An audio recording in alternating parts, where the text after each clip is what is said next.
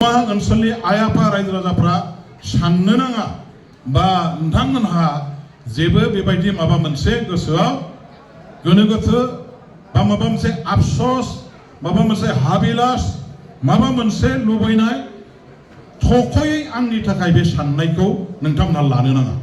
आंखौ ओरै खालामनांगौ ओरै जानांगौ बेखौ नोंथांमोनहा माब्लाबाबो गोसोआव दाला। जे लेभेलसिम दैखांहरनांगौ बे लेभेलाव आं दा फैबाय। एमएलए जानांगौ एमएलए जाबाय। That is enough. बेनो आंनि थाखाय थोजासे। आरो बेवहाय थानानैनो आङो उननि बेलायाव थांनाय 10 बोसोराव जेरैबायदि खामानि मावबोदों बेबायदि खामानिखौ नोंथांमोननि जानानै ओनसोलनि जानानै समाजनि जानानै बिटिसिनि जानानै आं खामानि मावलांबाय थागोन। बावहाय आङो आगानसेबो फावसायनाय नङा।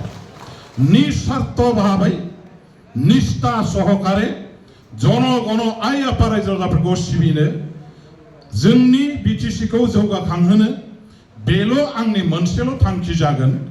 आरो बेनि थाखायनो आङो जायखि बिबानाव थाया बे बिबानखौनो आंनि थाखाय उपयुक्त बिबान हिसाबै लानानैनो आं खामानि मावबाय थागोन। बेवहाय आङो जेबो गोनो गोथो गैया।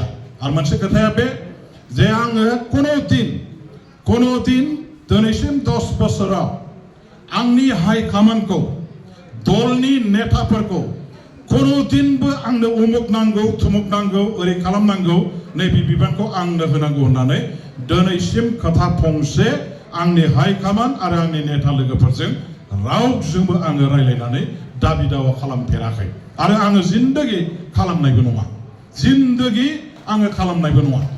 आंनि थाखाय आंनि हाइ कमान्डआ आंनि थाखाय आंनि स्वार्थनि थाखाय आंनि पार्टीनि दैदेनगिरि लोगोफ्रा कोनो दिन खामानि मावनायाव थांखि लानायाव डिसिसन लानायाव गोनो गोथो जाहाथे जानाङा बे थासारिखौ आङो नोजोर होनानैनो कोनो दिन आङो आंनि माखासे बाथ्रा खोथाखौ व्यक्तिगत आंजों लोब्बा थानाय जायफोर बाथ्रा खोथा खामानि बेनि थाखाय आङो कोनो दिनबो हाइ कमान्डनि खाथियाव बा जोंनि माने पार्टीनि लोगो दैदेनगिरिफोरनि खाथियाव आं लाखिबोआखै।